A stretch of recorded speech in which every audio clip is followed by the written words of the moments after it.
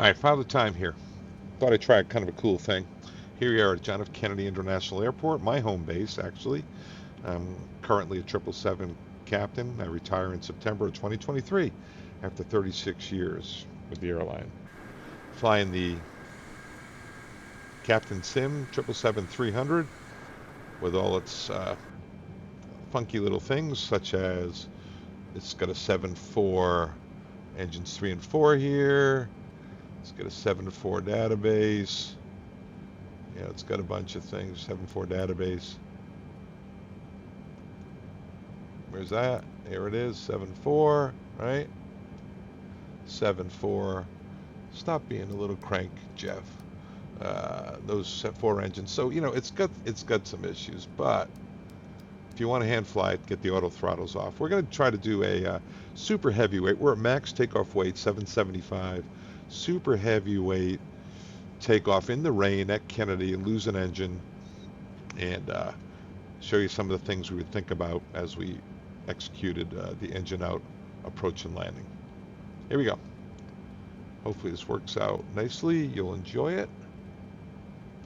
Got a toga. Where are you, toga? Normally we bring the power up to 50% before we hit the toga, but we're not going to today. There we go. Park and brake off. Here we go. Should have probably turned on the windshield wipers, but we'll be okay. In the rain. There's the runway. Centerline, centerline, centerline. All right, thrust is set 97.9. 99.9 now. 80 knots. Look across the cockpit. Acceleration check. No clogs. Pitot tubes. Next call out's V1, and we're going after V1. That's our go, no-go speed. It's automated call out followed by VR V rotation. There it is. We're going. No matter what. Rotate. 10 to 12 degrees nose high. Oh, we just lost the engine. So right rudder. Center up the controls. Runway heading. Positive brake. Gear up. Declare an emergency. I'd say, okay, my aircraft. And I'd tell the pilot not flying. Declare mayday, mayday. Tell them runway heading 3000. Truth is, here on Kennedy, there's an engine out procedure on this runway. So we're in VNAV, LNAV. I get full right rudder in. The reason we're maintaining runway heading is for obstacle clearance. We're going to track out. It's actually runway center line. And remember, there's above 800, which is our engine out speed. We're going to go runway heading, heading select. There it is, we're in heading. Alpha 777, please acknowledge. And we go, let's see, there's flaps, we're in flaps 10, so we'll go flaps 5. Flaps 10 is actually a 747, flaps 15 would have been our takeoff setting. All right, so we're tracking out on the extended center line, and if there's an engine out procedure, we'd fly that. Above 200, we can get the autopilot on. Alpha 777, did you copy? I'm not going to answer this, guys, because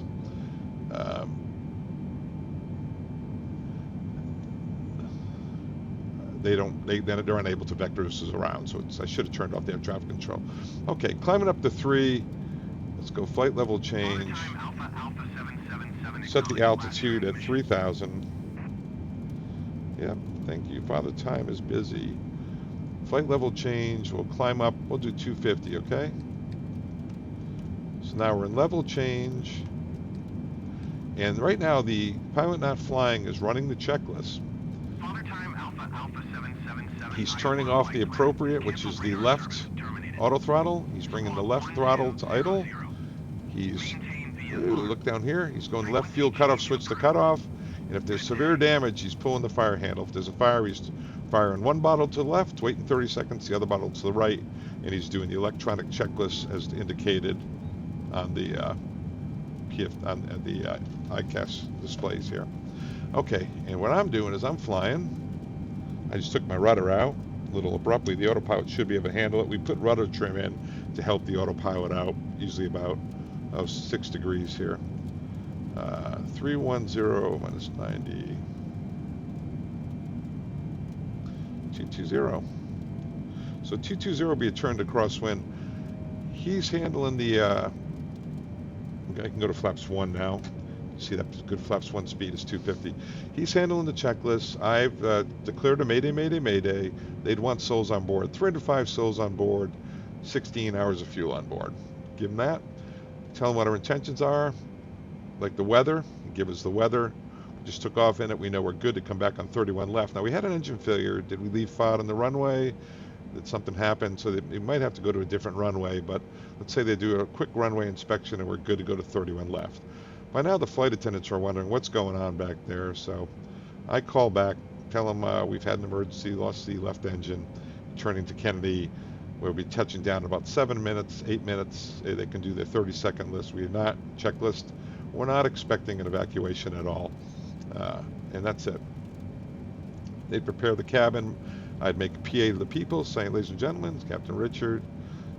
No need to be alarmed, but we've had an aircraft malfunction that does warrant us by regulation to return to Kennedy. Please follow the instructions of the flight attendants. We'll be landing here at about 7 or 8 minutes, at which time we'll taxi to the gate and we'll have your further travel plans after that. Idea would be to comfort them. So now we're going to set up the approach. Right now we're going to New Delhi, so we'd put in JFK. And once that's in there, we can go to a departures arrival and put in an approach. And I said we're going to do ILS 31 left. There she is, or he is, or it is, whatever's appropriate. And no transition, and execute it. I'm going to bring the range out so we can get a little situational awareness. That's about 40 miles out, and there's runway. We probably could turn on the downwind now, which would be a 130, I'm sorry, reciprocal heading. All right, so we've notified ATC, we've notified the passengers, we've notified the flight attendants. The pilot not flying has run all the checklists on the electronic checklist and got all the items. We have the engine secured. It has not seized, so it's not a severe damage situation. Our intention is to return to Kennedy and land the airplane. Now, because we're so heavy, should we dump fuel? If we're going to dump fuel, it's here, because we're going to be way over. Our max landing weight is 540, and we're up at 770, so, you know, we're way over. But no, I'm not going to dump fuel. It's slow anyway. I'm just going to put it on the ground, do an overweight landing. There is an overweight landing checklist. There's an emergency landing checklist. One of the things in the emergency landing checklist would be to notify the company. We do that through the ACARS down here, and we let them know that we were engine failure, left engine. Please notify the ARF equipment, which is the rescue and fire equipment. And we're planning on touching down in about 10 minutes, 7 or 8 minutes, and that it was failure of the left engine. So here we are on downwind. You see we're coming up near Kennedy. If you want a, let me see if I can do this.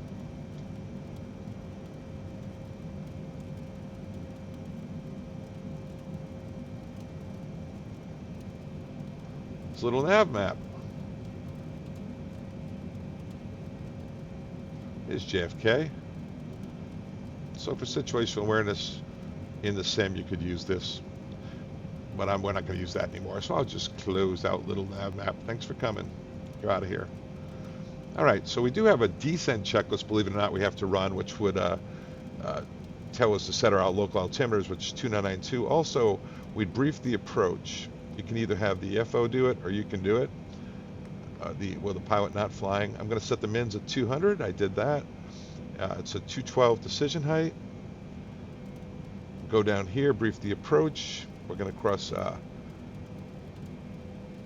Zax at 2,000, Meals at 1,800. I can put data on here and you can get a depiction on the nav display of that. Our approach, we're going to use brakes, auto brakes 4. We'd arm the spoilers, but can't do it in the sim, doesn't work. Approach speed, you know, flaps 20. Take a look on here, flaps 20 speeds around 198, 199. So we'll put in flaps 20 and 199. Truth is, this bad boy can auto land. Can go down right down to 300 on the RVR if you had to. Don't need to today. we'll let the autopilot fly it. We'll do it down to 200 and a half, but it can auto land. It's a nice thing about the 777 is 7/8. Okay, so big thing is you don't want to get rushed. So the approach briefing's complete. Missed approach altitude normally will be set after you glide, so you're established on final. I'm going to get down to 2. Reason I'm doing this, don't usually give up altitude this early.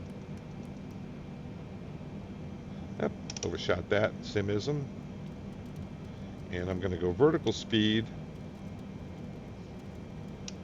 down to 2.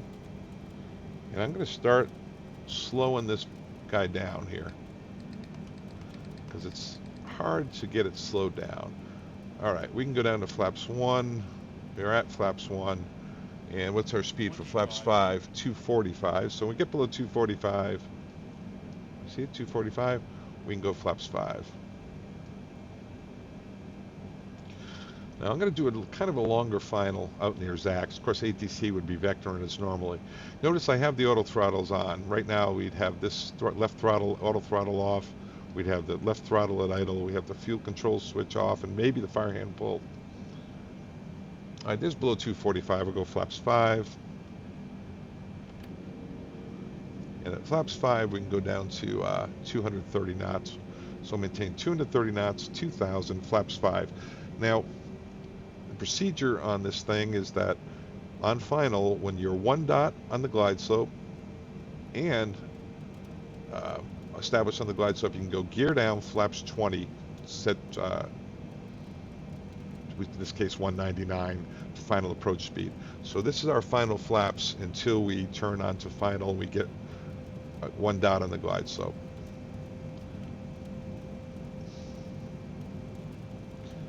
Now, if you were in a big hurry, if the fire didn't go out or it was a cargo fire and flight attendants were talking about smoke in the cabin, you could maybe take it in a little tighter, but the idea is to get it right the first time.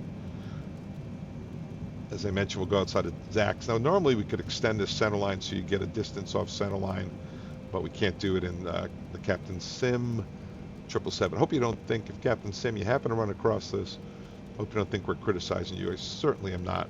I could not build one of these things to save myself. All right, so let's turn base leg right about here. We'll decrease the range a little bit so we can get a clearer depiction as we vector ourselves around. All right, so we got the spoilers would be armed, they're not because we can't do it in this simulator. We go brakes 3 or 4, not max. Got plenty of runway. We would have done a landing analysis also, and we would have dumped fuel if we had to, but we don't. Landing analysis would have come out to wet runway, flaps 20, about 8,000 feet of runway needed. So we notified ATC, the flight attendants, the people. We ran the emergency checklist before landing, the descent checklist, before landing checklist, check the weather, brief the approach, and now we're going to come in and see how we do on the approach. It's kind of a mixed bag on this simulator as far as holding localizer and glide slope. We probably have to take over manually. If we do, I'll turn the auto throttles off as a technique as well as the autopilot because it seems to have a little trouble on final. Now, what I don't want to do is overshoot. So here we are, we're at 10-mile range, we're about 5 miles across. I'll shallow the angle here. We'll go, 45. 31, 255. Right about there is a good intercept angle to a dog leg to final. We make sure we had a good identifier on the ILS. We're going to look for the localizer to come across. ATC clears us for the ILS. I think we're ready to go.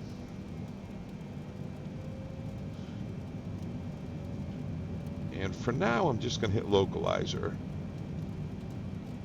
Okay, not approach, because I'm afraid it might pitch up to try to grab it. But when that course comes across, I would like for it to capture. It's a little simism. It's kind of going to hunt and peck until it figures it out.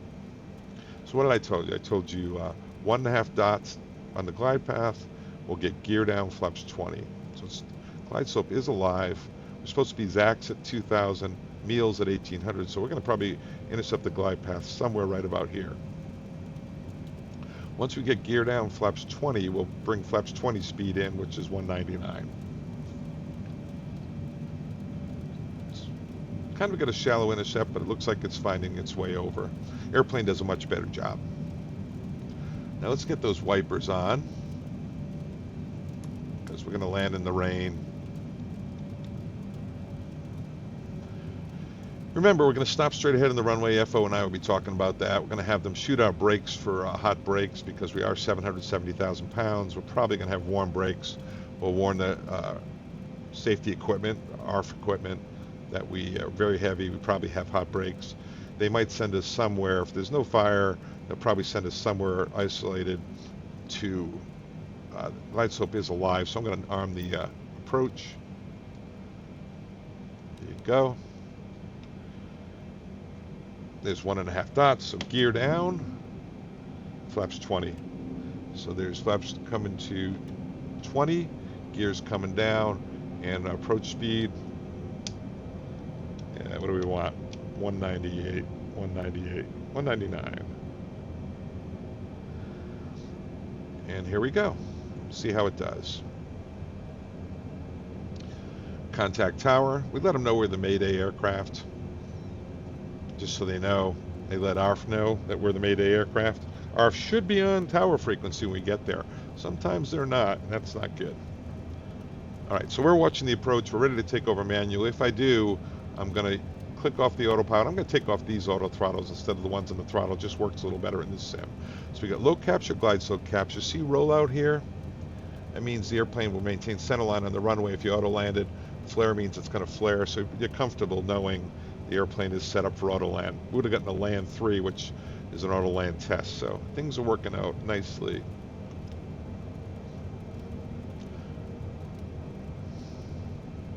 Airplane is capable of auto landing, engine out.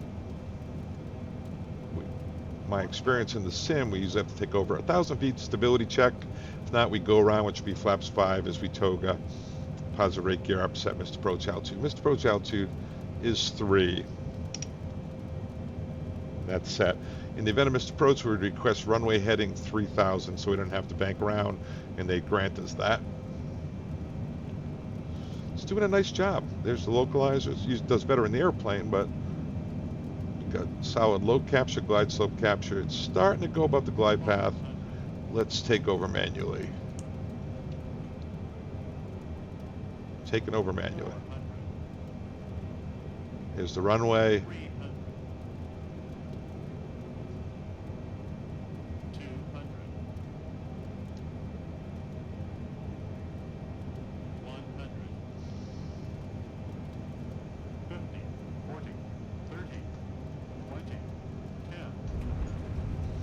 All right, we're on the runway, not my best landing.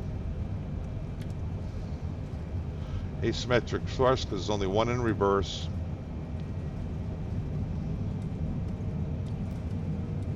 Auto brakes popped off because I got on the pedals. We're applying max reverse on the right engine, slowing through 100 knots. And we're going to come to a stop on the runway, just like we said. A few things happen here. We're going to stop the airplane, come out of reverse, stop the airplane, come to a complete stop. We're not going to park the brakes because of hot brakes. And I'm going to get on the PA and say, this is the captain, remain seated, remain seated, remain seated. Just make sure no one jumps up and pops the doors and the flight attendants don't even start an evacuation.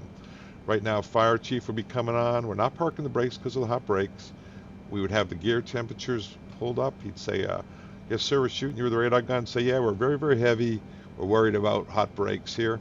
He said, brake temps, yes, sir, they're pretty warm. We're going to have you cool down before you go to the gate. Everything else looks good. Tower would have probably, the fire department would follow us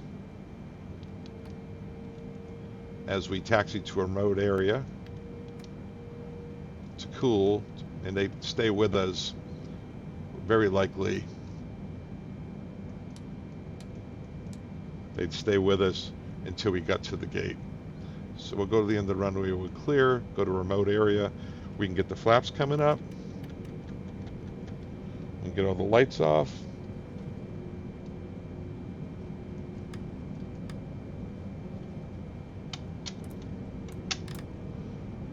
Okay. And at the end, we clear and go to remote area so we're not a hazard. And we'll say we'll clear here. And you get the idea. That's kind of how we do it.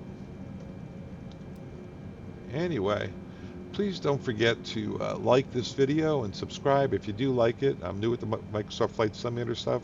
In retirement, which starts in September, I plan on making a lot of these. I really love it. Not that good at it yet, but I sure do love it. Thanks, guys, and Father Time is out.